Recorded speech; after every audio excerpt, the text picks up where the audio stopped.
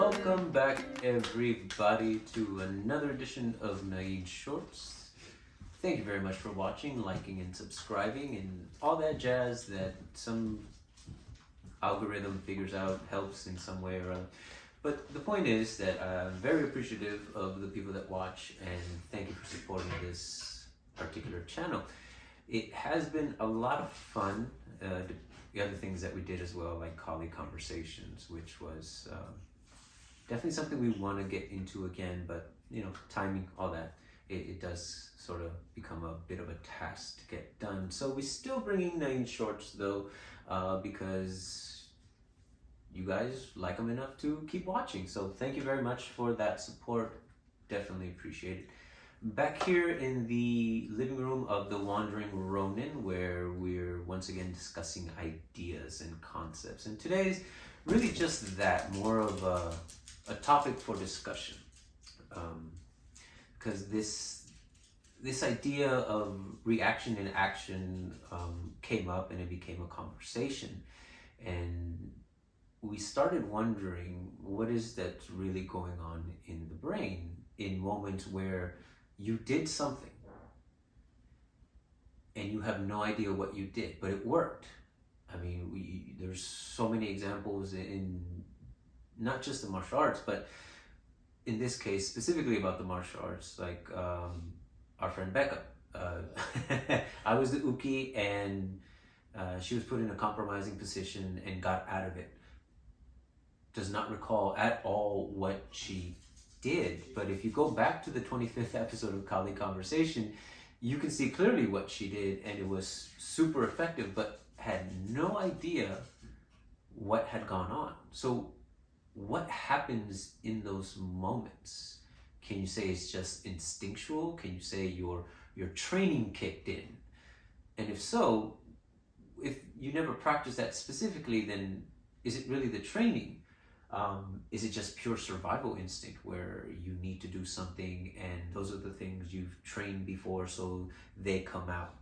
Essentially, now they found a place where they are useful, where you can use them. Maybe not exactly the way it was taught, but certain things in your brain triggered enough and recognized something, and your brain, without letting you know, without giving you a chance to even question it, does it. I mean, isn't that what instinct is? Like when you fall down and you automatically put your hands out. Are you consciously putting your hands out? And at what point of that action do you then take over?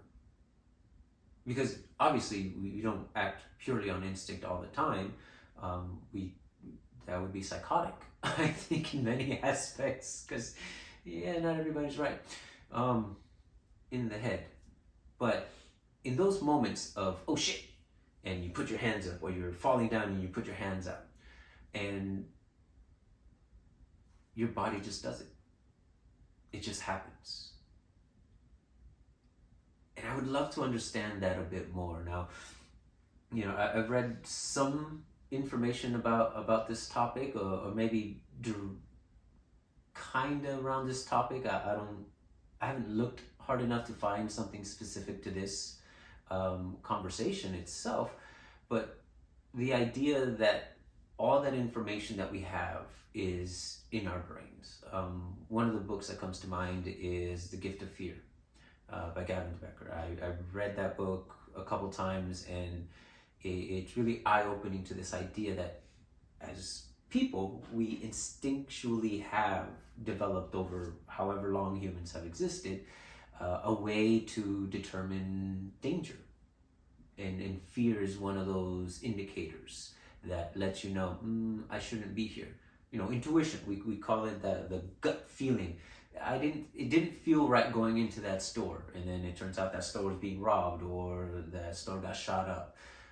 You didn't turn down a certain alley. So you have these things within you that maybe get covered up over time, get dull. I don't know how that really works, if that even is a reality, but it's there.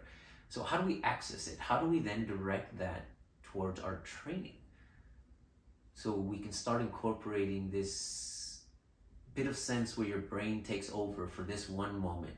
And then once you're in a place where you recognize and you feel comfortable, then you take over that idea and you go into it. And again, you've seen it many times. For me, one of the clearest examples of that was falling down. I was started running on the street and my foot caught something. And again, I wasn't thinking, had music on, I wasn't really, oh my God, I'm falling down. It just happened. But the thing about it is that I put my hands up, but I didn't extend my hands. And the reason I didn't extend my hands, I can only imagine, is because in the past I've been told, I've been taught that you kind of hurt yourself more when you try to brace, when you try to stop the fall instead of absorbing the fall.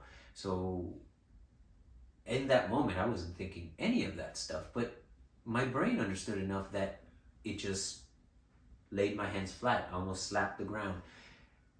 Part of that was also talking to Auntie Denise and the judo that she does, and a lot of the ideas of falling and being able to not harm yourself, because I literally fell horizontal. My legs were out from under me and I just fell flat forward. I put my hands out and I landed here, scraped my knees a little bit, but that was the extent of the injury.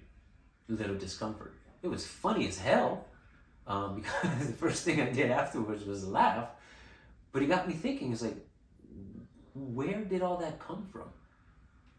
Because up until that point, I hadn't really practiced any falls. Not like that.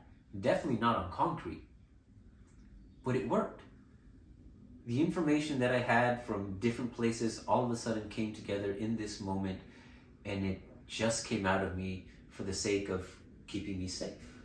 For the sake of keeping me... That sounded weird. But the point is that how do we then take that process, understand it better, and then use it in our training?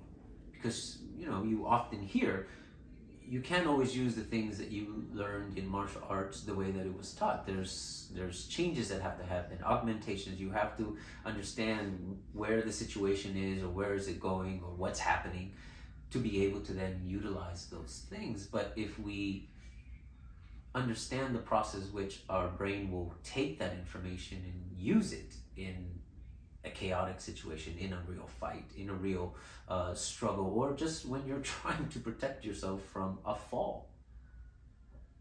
Because I know a few martial artists that have fallen and broken their arm because they stuck it out, and granted it was snow and they couldn't see what was underneath it, but still, it happens. Now imagine in a fight, you're doing the things that you know and you can train best, but none of it is working. And you panic, more panic sets in, and all of a sudden it's worse for you. But if that survival instinct can kick in at the right time, and you do something that's significant enough, that works enough, that gives you the distance, that gives you the time, for then you to start utilizing the things that you do know that work, that will work in that moment. And to train that, to put it into the students so they start developing this idea that they are capable of going off the cuff, of just flowing from one thing to the next. I've never done that before. Hey, can you guys repeat what you guys did? Sorry, we can't, because it was a free flow. And the neurology behind that, I'm sure, is amazing, and I'm sure there's definitely experts out there who understand how that mechanism truly works. But here, I'm trying to explore and ask you guys, what would be a simple way or a more versatile way to teach that to students that don't want to hear about neurology, that don't want to, study their own brain chemistry and figure out how to best do that, but to just teach it so it does come out, it does become intuitive. And this is sort of where my training has really gone to, as I've mentioned before, is just that, really, how does the brain really work? How does it help you? How does it not help you? Because it's not always your friend. Sometimes your worst enemy. But you think about stuff like that, and you realize things like discipline, focus, the things that are positive in martial arts that I believe more people need. Those seem to be the starting points of really getting a sense of, okay, I'm going to let this go, and I'm just going to move. I'm just going to do what I can as much as I can. And hey, it worked, or it's not working. I got to switch gears. I got to do something different. And if our brains are already conditioned through evolution, through generation after generation, because if you think about it, we're only here today because people back then survived long enough to make more people. And the things that they learn, the things that they have to stay safe from. We didn't always have homes. We didn't always have houses. It was wilderness. There were real dangers, real threat to your life on a regular basis. So you had to learn how to pay attention to those things. You had to learn to do things with minimal thinking and just go. Oh shit, that's a tiger, run. Or climb up a tree, or whatever the hell you had to do to get away from that particular danger. You just did it, and you pass it on, and you teach it. But now that we're doing something that's artistic, that is more of an expression of, a lot of it is cultural. The martial part, of course, there are so many different ways to go about it. But ultimately, when is it most useful? When can we use it? And I feel like if we can bridge that gap between that instinctual survival moment where you just did, and it was effective, and the training that we do, and push it in that direction, then is it possible to create students that just go? They can just do. And they don't have to think. They don't even have to remember what they learned in class. It just becomes effective. And then from there, you just refine the ideas and the concepts. The physical movements are all, of course, have to be there, and the training, repetition is, you have to have it. But then you repeat the thought process. You repeat the idea of, okay, here's what we taught you today. Now here's a free form where you're going to have to make it work, where you have to put in the effort in this, say, sparring situation, and use the ideas that you have. Will it work? Time will tell. We will see. But what other ways do you have, or do you train this idea that you want the things to just come out spontaneously, where you don't want your students to fall into a repetitious pattern, but rather just flow off the cuff, do what they need to do, and get the hell out for the sake of protecting yourself. Now, would this also be helpful in sports type of martial arts? Probably. Again, this is just an idea that has been going back and forth between me and my instructor and figuring it out. So I'm definitely calling out to you guys. If you have any ideas, please share them with me, because I would love to know more about this topic. How do you bridge the gap from the structural training to that instinctive moment where you can just do something and it be effective?